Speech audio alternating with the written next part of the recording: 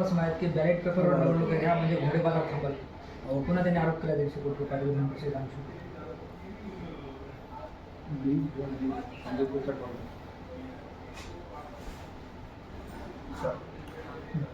लोकसभा झाली, विधानसभा झाली, जिल्हा परिषद झाल्या, महानगरपालिकेच्या निवडणुका झाल्या,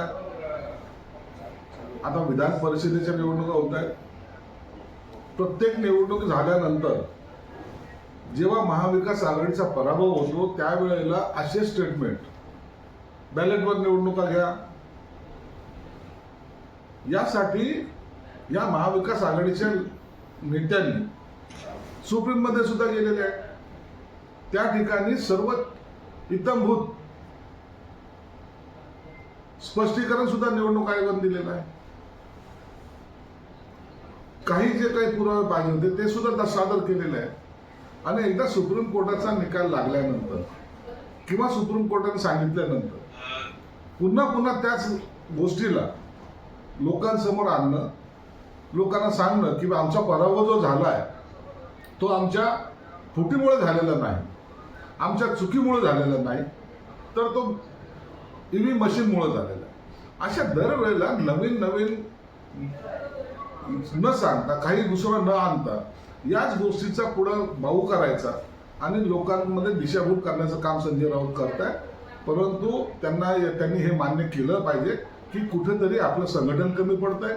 आपल्या महाविकास आघाडीमध्ये असलेली जी फूट आहे ती सुद्धा पराभवाला कारणीभूत आहे. हे अनेक ठिकाणी त्यांनी पाहिलेलं आहे. परंतु आता इतर पक्षावर आरोप करून काय करणार? जर आपल्यापासून पळाले तर नेमकं आपण करायचं काय? ह्या सगळ्या गोष्टीच्या कन्फ्युजन मध्ये संजय राऊत आता कन्फ्युज झालेले आहे.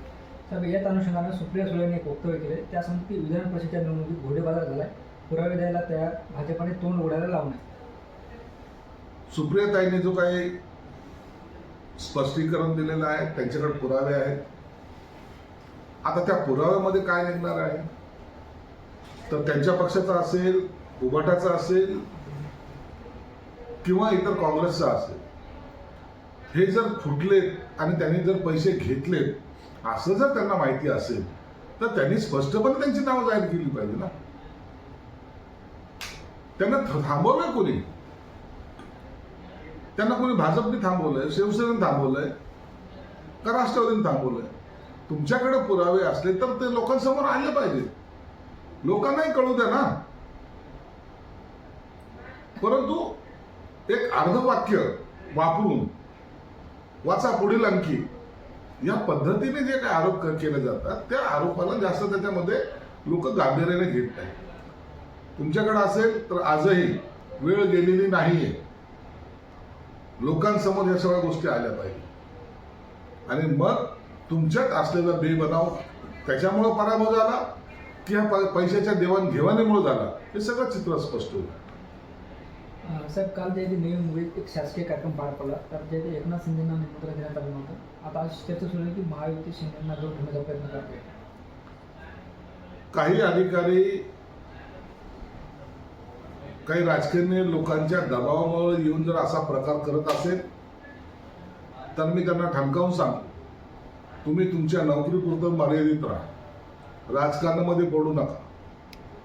जर तुम्ही असे राजकारणी होण्याचा प्रयत्न केला तर निश्चित तुमच्यावर सुद्धा कारवाई होईल. आणि आता हे का घडलं, कसं घडलं याबद्दल सुद्धा मंगळवारी जेव्हा कॅबिनेटची बैठक असेल त्यामध्ये मी मुख्यमंत्री साहेबांना सुद्धा हा प्रश्न त्यांच्यासमोर नक्की मांडणार आहे. साहेब, वरळी डोममध्ये एक म्युझिक कार्यक्रम आयोजित करण्यात आला होता. त्यामध्ये ऋषभ गांगुली नावाचा तरुणाचा मृत्यू झाला. मद्याचा आधी सेवन आणि ड्रगचा सुद्धा अँगल पाहायला मिळतो. त्याचबरोबर पुण्यात सुद्धा रेव पार्टीवर पोलिसांनी छापा केला. रेव पार्टीचं प्रमाण या महाराष्ट्रामध्ये वाढत चाललेलं आहे आणि दुर्दैवानं काही लोक त्यांना सपोर्ट करत आहेत.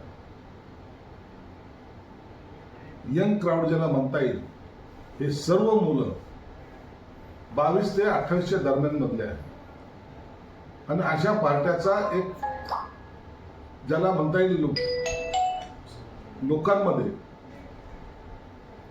एक वेगळा काहीतरी आपण करतोय असं दाखवण्याचा जो काही यंग क्राऊडचा प्रयत्न असतो त्याच्यामुळे एक पिढी बर्बाद होते. म्हणून पोलिसांनी यांच्यावर धडक कारवाई सुद्धा केली पाहिजे आणि या जे चालवत आहेत, या रेवपाट्या जे चालवत आहेत ना, त्यांच्यावर मोका लावला पाहिजे, तरच हे ठिकाणावर येतील. साहेब, कामात दिलेले करणाऱ्या कर्तव्यदारावर मुख्यमंत्री देवेंद्र फडणवीस काल चांगलेच भडकले. त्याच माहिती की जर वेळेत काम पूर्ण झालं तर बॅन होणार. नाही, कॉन्ट्रॅक्टर काय करतायत, मी गेल्या कॅबिनेटमध्ये सुद्धा हा विषय आम्ही काढला होता. कॉन्ट्रॅक्टर काय करतायत, मोठं कॉन्ट्रॅक्ट घ्यायचा, सबमिट करायचं, आपला मलिदा काढून घ्यायचा, मग तो सबमिट ज्यांनी घेतलेले तो कामाला त्याला पैसे जर वेळेवर मिळाले नाही तो काम स्लो करतो आणि दोघांच्या हिश्श्यामुळं कामाच्या क्वालिटीमध्ये फरक पडतो. मी मुख्यमंत्री साहेबांना सुद्धा सांगितलं, साहेब एका ठिकाणी एका टेंडर एक सेम काम एका ठिकाणी एक रेट दुसऱ्या ठिकाणी दुसरा रेट, असं कसं होऊ शकतं. तेव्हा मुख्यमंत्री साहेबांनी सुद्धा मान्य केलं की अशा या टेंडरमध्ये गडबडी होत आहेत आणि म्हणून त्यांनी सक्त सूचना CS साहेबांना दिलेल्या. त्यांनी सांगितले की असे जे प्रकार आहेत त्यांच्या चौकशा झाल्या पाहिजेत. म्हणून आता कॉन्ट्रॅक्टरने वेळेवर काम पूर्ण न करणे, जो मूळ कॉन्ट्रॅक्टर त्यांनी सबमिट करणे, असे जे काही प्रकार झाले तर त्या मूळ कॉन्ट्रॅक्टरवर सुद्धा कारवाई केली जाईल, त्यांना सुद्धा ब्लॅकलिस्ट केले जाणार आहे. साहेब, घरगुती गॅस सिलेंडरचे दर जे आहे ते 3 महिन्यात 2दा वाढले, आज परत 29 रुपयांनी वाढले. हे बघा, युद्धाचा हा परिणाम सर्वसामान्य माणसाच्या जीवनात झालेला आहे, हे मान्य करावं लागेल. पेट्रोलचे दर वाढले, डिझेलचे दर वाढले, त्याच्यामुळं इतर वस्तूचे सुद्धा दर वाढले. जे ट्रान्सपोर्टेशन आहे त्याच्यामुळं हा सगळा परिणाम जाणवतो आणि मला वाटतं युद्धबंदी किंवा युद्ध बंद झालं तरच हे किमती घसरतील. नसता आणखीन जर युद्ध वाढलं तर ह्या किमती सुद्धा वाढतील ही शंका प्रत्येक भारतीय नाही तर जगातल्या प्रत्येक नागरिकांच्या मनामध्ये आहे.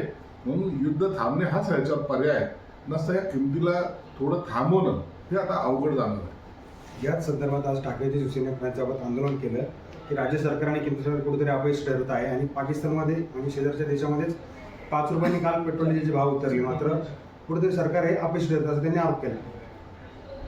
पाकिस्तानमध्ये पेट्रोलचा रेट काय आज पाहिलं का? काय भावाने पेट्रोल विकतं ते त्यांना माहिती आहे का? 5 रुपयाने घसरले 500 रुपयाने विकलंय. आपल्यापेक्षा डबल किंमत तिथं वाढलेली, डबल टिबल किंमत तिथं आहे. आणि म्हणून ज्यांना ह्या गोष्टीची माहिती जाणीव नाही ना, त्यांनी संजय राऊत सारख्या प्रवक्त्याला अमेरिकेशी बोलणं करायला पाठवलं पाहिजे, इराणशी बोलणं करायला पाठवलं पाहिजे.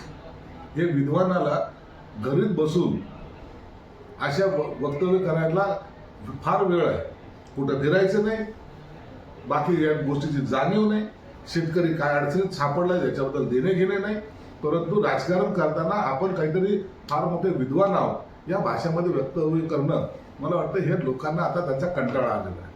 नीट पेपर फुटी प्रकरणी जे केंद्रीय शिक्षण मंत्री प्रधान त्यांची काँग्रेस जनता पार्टीने मागणी केलेली आहे राजीनाम्याची. एकंदरीत आपल्या शिवसेनेची या संदर्भात काय भूमिका असेल? तर बघा, नीटचा जो पेपर फुटलाय त्या संदर्भामध्ये माननीय मुख्यमंत्री साहेबांनी सुद्धा स्वतः सांगितलंय की ही झालेली घटना चुकीची आहे, अनेक विद्यार्थ्यांचं याच्यामुळे नुकसान होतं आणि म्हणून राज्य सरकारने सुद्धा आणि केंद्र सरकारने सुद्धा याच्या संदर्भात जे काही अधिकारी असतील किंवा या संदर्भात जे काही सहभागी असतील, काही कोचिंग क्लासेसवाले, त्यांना सर्वांना अटक करण्याचं सत्र हे सुरू ठेवलेलं आहे.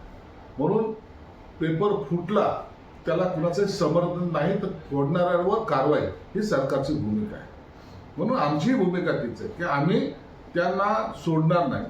विद्यार्थ्याच्या जीवनाशी जो कोणी खेळेल त्याला माफी दिल्या जाणार नाही, ही आमची सुद्धा शिवसेनेची भूमिका आहे. निदा खान प्रकरणात इम्तियाज जलील यांचं नाव देखील समोर आलेले आहे. नगरसेवक मतीन शेख आहे, त्यांनी इम्तियाज जलील यांचं नाव घेतलेलं आहे. निदा खान प्रकरण मी वारंवार तुम्हाला सांगतोय की याला सहज घेऊ नका आणि एकदम इझी घेऊ नका. एका ठिकाणी घडलेली घटना नाहीये, ही महाराष्ट्रामध्ये सगळीकडे घडते. संभाजीनगरमध्ये आता 4-5 प्रकरण समोर आलेले आहेत, पुण्यामध्ये आलेले आहेत आणि हा आमच्याकडे जी काही निदा खान पकडली गेली त्यावेळेला मतीन पटेल हा जो MIMचा नगरसेवक आहे यांनी इम्तियाज जलीलच्या सांगण्यावरूनच तिला आश्रय दिला होता. आता त्यांनी त्याचं नाव स्पष्टपणे घेतलेलं आहे. पोलिसांनी आता इम्तियाज जलीलला नोटीस देऊन बोलवून त्याचं स्टेटमेंट घेऊन त्याला अटक करणं हे प्रोसिजरचा भाग आहे. जोपर्यंत इम्तियाज जलील अटक होत नाही तोपर्यंत आणखीन याच्या मागे कोण आहे सूत्रधार हे कळणार नाही. इम्तियाज जलीलला कोणी सांगितलं, इम्तियाज जलीलकडे ती निदा खानाला कुणी पाठवलं हा सुद्धा एक मोठा प्रश्न आहे. म्हणून इम्तियाज जलील, त्याच्यानंतर मतीन पटेल, हा सगळा जो चौकट आहे याचा जर उलगाडा करायचा असेल तर इम्तियाज जलीलला ही अटक झाली पाहिजे. माझा वैयक्तिक कुणावर रागरोष नाहीये, परंतु ही जर साखळी जर पाहिली तर या साखळीमध्ये इम्तियाज जलील हा त्यात सूत्रधार दिसतोय आणि म्हणून अशा प्रकरणामध्ये त्याच्यावर कारवाई होणे गरजेचं आहे.